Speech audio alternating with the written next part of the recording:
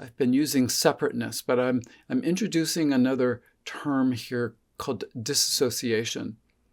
The extreme version of disassociation is multiple personality, where you have one aspect of a self that is totally unaware or disassociated from another aspect. And so you can have, and this is, this actually happens where there is an individual component that takes on a personality, and then another individual component could be a different gender, different name, different accent altogether, even sometimes a different language. And they are literally unaware that they exist of each other. And this is all happening within an individual with multiple personality disorder. However, what happens is that we all have this, varying degrees. You numb out to feelings. We all numb out to feelings. A friend will say, wow, you seem angry, or sad, or tired.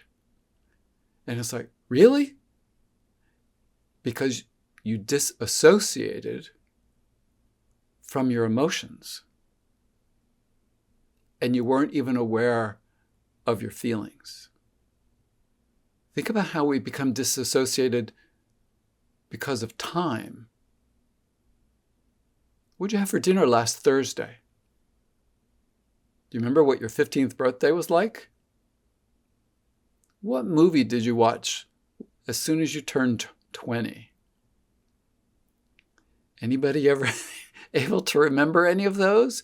No. We disassociate from our memories.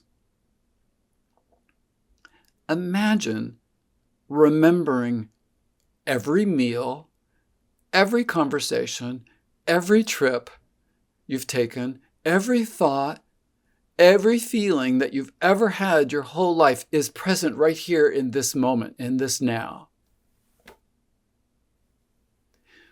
We'd be overwhelmed.